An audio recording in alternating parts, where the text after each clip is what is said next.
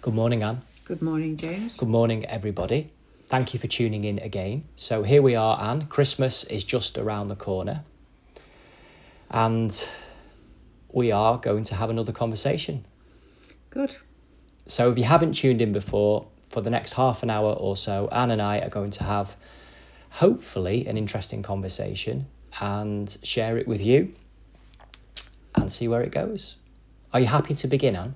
I am, yes. Brilliant. Okay, where would you like to start this morning? I think I'd like to start with my memories of Christmas, or toys in particular. Okay, yes, okay. And appreciation, I think, of Christmas and toys. Yes. Before Christmas itself, I'd like to talk about an incident that happened with me. As a child, a very young child, when my dad was away in the army and during the war, I got measles. And the measles turned to meningitis and hepatitis. So I was very, very poorly. So they had to bring my dad back from Jerusalem. Okay. For a short while because they thought I was dying. And I do remember the incident, which is odd really because I was very, very young. Yes. But I'm not going to relate what actually happened at that time. Okay. But my dad brought me a doll and we didn't have toys. No toys were given in those days because during the war there weren't toys. Okay. So he brought me this doll with a pot head and a rag body and pot hands. What is pot, head and hands? Like a bit like your pots are now, what you call pots. A ceramic, it would be a ceramic head. We didn't have dolls like that here because they were usually made, so Okay. I don't know where I got it from. Okay. But I had this doll and I loved this doll. Yes. I can't tell you how much I loved this doll. It was just like a baby to me. And I dropped it when I was a little bit older. When I was about 5, I dropped the doll. And of course it smashed its head. Okay. And like children do today, now they don't get upset about things like that quite the same because they're all replaceable. But Yes. This was my baby, and I got so upset. I can't tell you how upset I was. This is the tale I want to tell is, and my mother said, "Don't worry, we'll take it to hospital." The doll. Yes. So I got my coat on, and my mother wrapped the doll up in a blanket, and we went to hospital. I didn't know until later where the hospital was or what it was, but there was a shop in Piccadilly in Manchester, Yes. which was a doll's hospital. Wow. And she took me to this doll's hospital, Yes. and I can still remember it as clear as anything. And we went into this shop. I didn't think it was a shop, it was a hospital to me. Yes. And this man was stood with a white coat on behind the counter. Oh. And he said, "What can I do for you?" And she said, "We've had an accident and whatever the doll, I can't remember what it was called, the doll was called, we've broken her face. Can you do anything about it?" And I'm crying. And he said, "Yes, of course I can do something about it. But she'll have to come into hospital," he said to me. Yes. So I said, "Will she have to stay?" And he said, "Yes, she'll have to stay in hospital." Yes. And he said, "Come with me." And he took me upstairs in this shop. And they had a cot. And they put the doll in the cot. And he said, "When you come back, she'll be all better for you." Oh, that's lovely. And then I went away with my mum. And we went back after, I don't know how long it took, but I just know we went back. And he took me upstairs and he said, "She's better now, here she is." Now, I've never forgotten that. Yes. Because that was such a precious thing for me. But my doll wasn't thrown away. She was made better. Yes. Which is, I think, is coming up to Christmas in a few days. I would love children to have that appreciation of a toy. Yes. Not toys that they're just replicating and they're pushing to one side. Yes. Do we have too much of plenty sometimes to appreciate one thing? That's what I'm wondering. It's a good question, Anne. Do you feel that that is the case? I know that's the case because having too much of plenty does stop appreciation. Yes. There's too much. Maybe that's in all life. Too much of everything. Food. Too much choice. Too much food, too many clothes. And I can't tell you, people, how many clothes I've got. So I'm guilty. Oh, it's interesting. What I feel certainly is worth reflecting upon, maybe not to answer in a conclusion now, but something to think about. Do we appreciate anything, whether it be an item, a toy, a car, clothing, anything in theory that is machine made? Do we have the same level of appreciation for it as when it is human made? I'm making a presumption, but I am confident that your doll was human made by human hand, and that we have an awareness of that, but we also have a subconscious awareness of it. We can feel the tangible difference between human made clothing, human made items, products that we consume, that we use. So the energy or love that's put into it. Yes, and the machine made, mass produced. Now, there does seem to be a direct correlation in how we live our lives, we being our society and the world at large, between the mass production of material things, including food and resources, and a depreciation in gratitude. Scarcity obviously has a direct correlation with gratitude. If something is rare or hard to come by in as much as its opportunity, we are going to have a greater appreciation of it. Something that is ever present and something that seems to be disposable, we aren't going to appreciate it more. Now, there is a natural rhythm that has happened in terms of how this has patterned itself out in life, but we are at a point now where we can be consciously aware of this.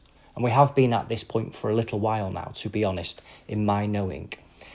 And we have a choice to make. Do we continue on this mass-produced industrialization of everything, machine-made everything, a throwaway, fast, shallow society, fast being fast food, fast clothes, fast fashion, don't they? In terms of everything being at the lowest mark price, the cheapest possible price, for the lowest possible quality, at the lowest possible material cost, at the lowest possible labour cost, sold with the maximum amount of profit to the company, corporation, industry in the middle. Yes. Whereas before, with human-made, the value isn't just in how much you're prepared to pay for it, which is obviously a marker of value, but the value is the time it's taken and the love, the care, the skill, the craft, the craftsmanship that is taken. To a tailor. Yes, that is taken to actually create something, mend something, help somebody, cook something, and that we recognise that as a non-physical value. We are aware that a lot of our material things can be made very, very quickly at an enormous amount. So we can make huge amounts of things very, very quickly. And now we can get items delivered to our house the same day, the next day, at the click of a button. So convenience has never been higher. Yet, where is our gratitude? Where is our value? Do we value our things? I've said this before, and I've spoken for a while now, Anne, so I'll hand it back over to you very shortly. I've heard it said, and I understand why it's said, that life has become materialistic. Now, I don't feel that it is materialistic in the purest sense, because if it was a materialistic world, we would value and cherish our material things, and we don't. We might value what they signify, or think we value what they signify, whether that be status, fame, power, whatever it might be. It might be some sort of totem symbol to try and fill a void, but we don't generally, I'm not necessarily talking about you or I, Anne, or anybody listening this morning, but generally it appears that we live in a throwaway material society. So it isn't a materialistic society in that definition, in that guise. We have a choice to make. Are we going to base our values in ourselves, in our skill, and our being the human being? Or are we going to place our attention, our values, whatever their values may be, outside of ourselves? And that seems to be the fundamental choice that we are at, the human race, at this pivotal point in all life. Are we going to turn towards a human-centered society? And we could and can recognise that as a spiritual-centered, a faith-centered, by any name, a non-physical with the physical, something Yes. more? Or are we going to recognise, or not recognise, sorry, are we going to ignore and continue down the track that we're on? I mean, what do you think? How do you feel? I look back and think, and I can think of my brother as a young boy, very young boy. Yes. And obviously there were no toys. There weren't toys during the war. So somebody would make you something, and we had just a stocking on the fireplace. But I'm not talking about that. Yes. What I'm talking about is when my dad came back home, he made my brother a go-kart. Okay. And it was made out of old wheels off a pram. Yes. And and bits of wood. So, but that all the boys had these go-karts. Yes. They didn't have any brakes on them or anything. And these boys would be going down hills on these go-karts, which were no health and safety. I was just about then. to say health and safety out the window. That was out of the window completely. But lots of fun. But fun. But the joy. Yes. The absolute joy those lads had. But obviously they didn't have clothes either, so they weren't bothered about ruining clothes. So I think that there was a greater freedom. Freedom, yes. There was more abandonment. Yes. Inhibitions were lower. People were alive. Life was moving and shaking. Yeah. Children running and playing, laughing. Right. Yeah. Trouble was being made. Life was happening. Yes, because the boys already had no seats to the trousers anyway, because we were all that poor. So it didn't matter if they ripped anything. Yeah. So again, when we're playing games, and we have our games night with lots of games. Yes. But we would play buttons against a wall. So we didn't have anything. Then it came to tiddlywinks. Right. So I'm sure you've played tiddlywinks when I have, you were little. a long time with the ago. little plastic things that you're doing tiddlywinks Yes. with. But tiddlywinks started with us playing with buttons, our parents' buttons. Yes. Flicking them against a wall to see who could win. I suppose the first gambling. And my brother Pigeon toss. Yeah, my brother lost all his buttons. Yes. And he was 5. And he'd lost his buttons. So he went in the house, and we only had one coat, cut the buttons off his coat and made holes in his coat so he could have some more buttons to play buttons with. And he lost those as well at 5. Of course, my mother came home and went mad. She came home from work and said, "What have you done? What's wrong with your coat?"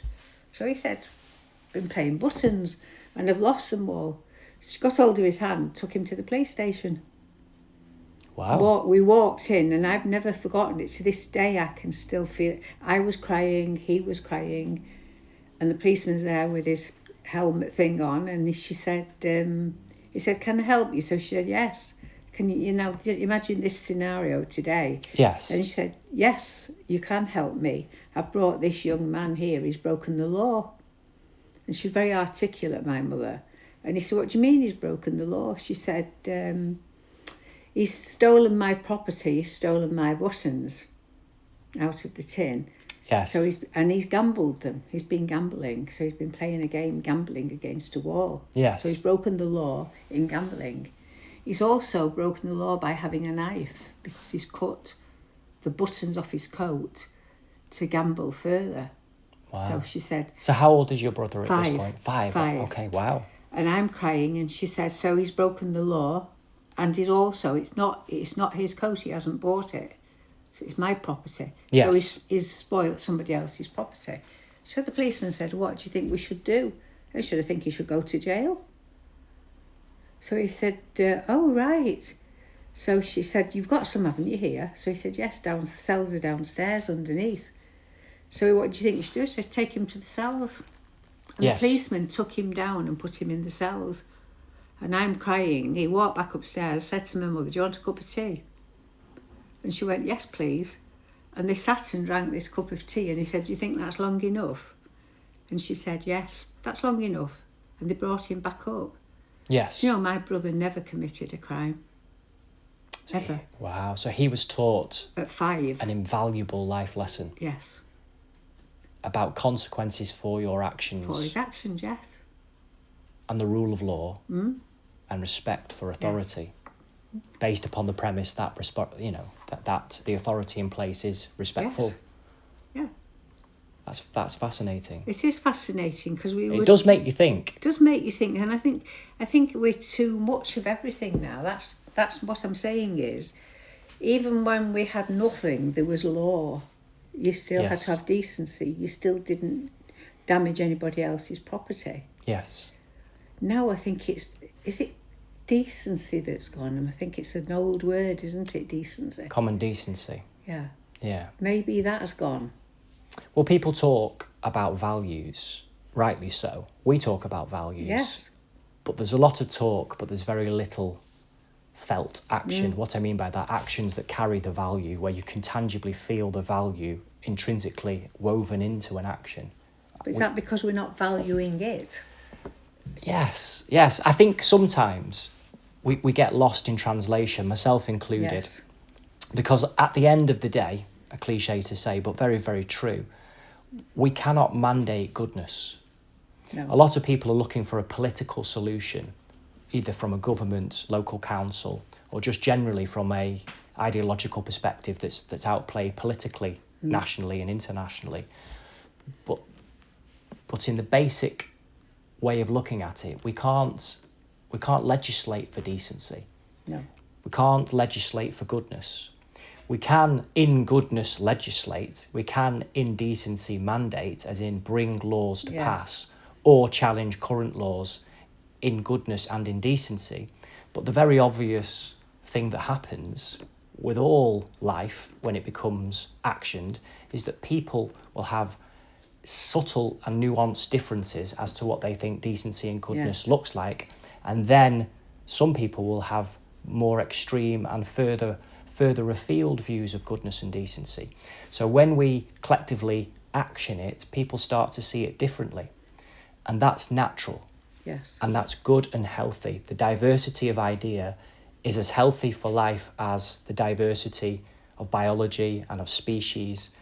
The more diversity there is in terms of idea, the healthier we will be in society, generally speaking. And I'm framing that with goodness and decency and common sense and respect underpinning it all, because I know there are some very dangerous ideas, and I'm not necessarily saying all ideas are equal. In fact, I'm saying that the concept, the idea of an open consciousness, of a free will, is fundamentally important for a cohesive, healthy-minded human being and human society. So it comes back to us. We can't look outside of ourselves. We have a conscience, or do we? Now that's the question, and that's the question for all of you listening. It's not said with any judgment, No. but it is a genuine point of reflection now. Do we, the human race, have a conscience? And if we do have a conscience, are we going to engage with it? And if we do engage with it, where will it lead us? Because there's a lot that I'm seeing in this world that is not with a conscience. It's not. So goodness, decency, respect, any values, I'm sure we could all come up with 100 and we would agree probably on about 80-90% of them. And even the differences would be maybe semantic rather than the value in and of itself. So if we agree on so much, and that's all of us together, everybody listening, and I'm sure the wider community, then why is the world so divided? Why are so many people at odds with each other? Why are families at odds with each other? Why are companies and businesses fighting each other?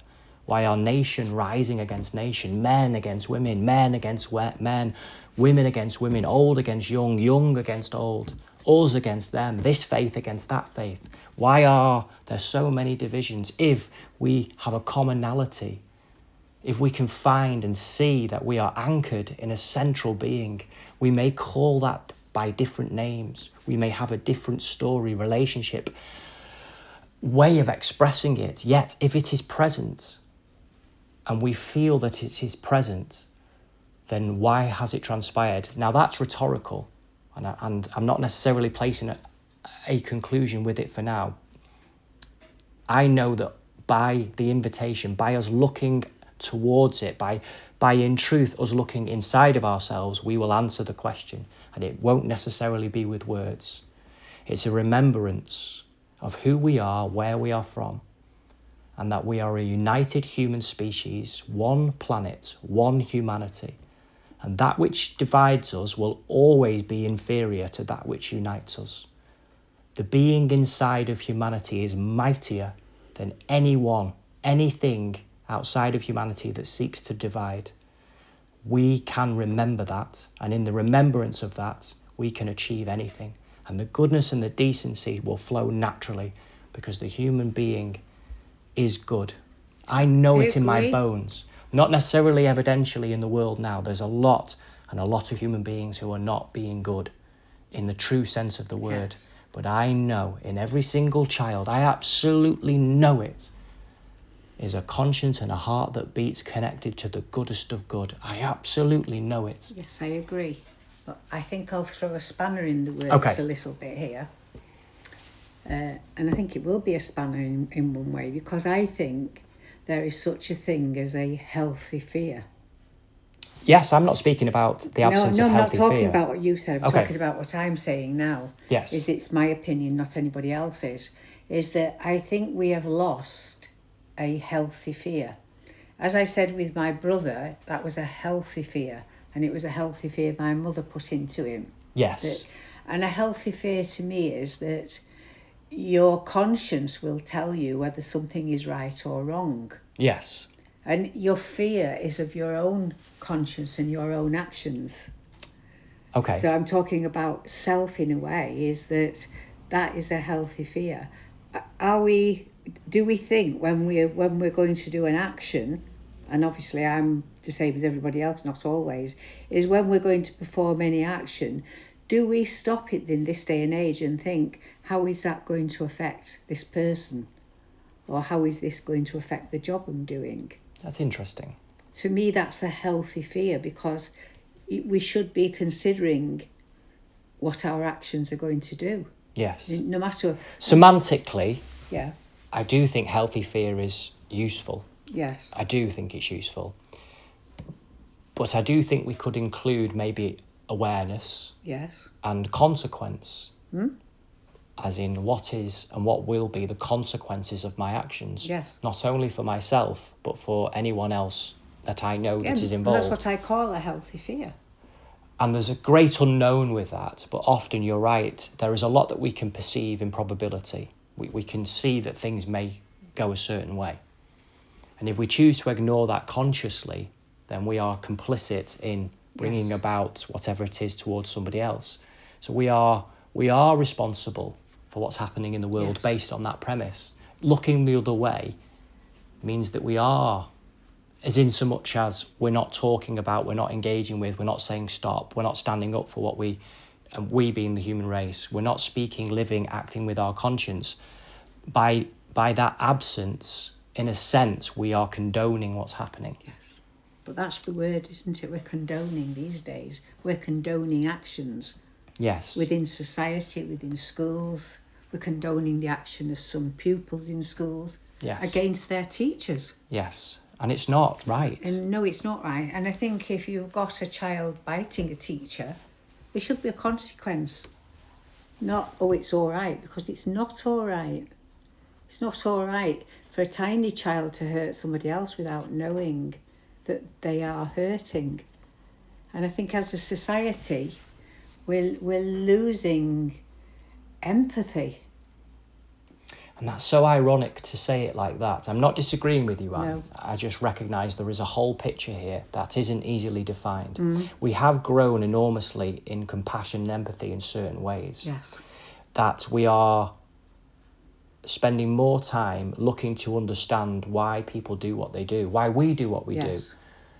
And life was very harsh. You've described it yourself in lots of ways, often positively, but in truth, life was very harsh. Yes. And a lot of people didn't have a pleasant experience as well as a positive experience. There was a lot about life that was seemingly more than unfair. Yes. It was unjust. And there's been a movement from society to bring a greater justice, and that's often termed as social justice, and to move things forward. And there has been clear and obvious movement in certain areas. That's obvious. Yes. That there has been movement and that we have achieved a lot. But at the same time, what you're talking about is that if people are putting all of their eggs, metaphorically speaking, into the basket of understanding, yes, and removing them from the consequences basket, what we have then is potential anarchy, because we will seek to understand, but we're not looking to create healthy boundaries and establish a cohesive network where human beings grow in a certain way, that they naturally flower, they blossom and bloom in a certain way. So we must strike the balance between the rule of law, the rule of conscience, and the rule being in terms of guiding principle. I'm not looking at some sort of authoritarian being overlording everybody. I'm talking about an innate knowing, an inner guide. Consequences for our actions and being aware of those, and the greater level of awareness leads us to becoming more responsible, because we are able to preempt, we're able to see forward, we're able to use our intuition to see through the balance of probability likely outcomes, so we can use our foresight, we can use our essential nature as beings of high intuition to be able to feel and see potential consequences to our actions, and therefore adjust or not adjust depending upon what we're aiming to achieve. And therefore we are responsible, mature, emotionally sensitive, independently thinking, but cooperatively feeling beings. Yes. As well as have compassion and empathy for the mistakes that humans inevitably make, relatively speaking, and life lessons and learning that are necessary for growth. If we lean completely one way to all understanding, no reprimand, no consequences, or if we lean all the other way, which is all consequences, all reprimand without understanding or growth, no rehabilitation, no second chances, no nothing, no forgiveness at all, life in either extreme is catastrophe. Yes. So it is the middle road. It is the narrow path, and it is a very narrow gate that we have the option to move through. And just to give it a name for now, leading up to Christmas, I say it could be, and maybe today we can say, that path is love. Yes. Love leans towards responsibility and forgiveness in equal measure, and that measure being unconditionally unlimited. But that doesn't mean it does not have boundaries in the physical. But doesn't it, I mean, another expression I think, which is very important to me, is that there are certain people Yes. on this planet who I could genuinely say to them, I know you've got my back. Yes. And I think that's an expression that isn't used these days very often. Well, I hope you know that I have your back, Anne. Yeah, and I have yours also. But if we have everybody's back, if we know and we're genuinely that, and that doesn't mean to say that if we have somebody's back that we're going to tell them nice things. It can be, if I have your back and you've done something wrong, I will say, look, this is what you've done and the consequences. A true friend. That is a true friend. Not somebody who's just seeking approval and to be pleasing, but somebody who will tell you the truth. Not for gratification. Absolutely. And that's the world we live in, gratification. That's a very good point. Wow, that's gone fast again, Anne. It has gone fast again.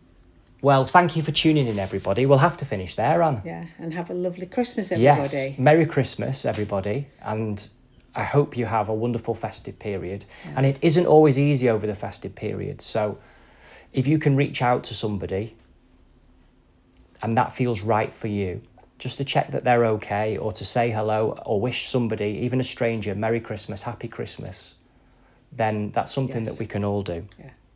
And remember, no food at Christmas is fattening.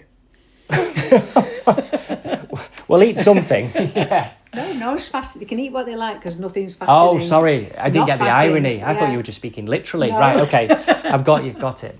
Okay, well, love and peace to the whole of humanity. Genuinely. Merry Christmas, everybody.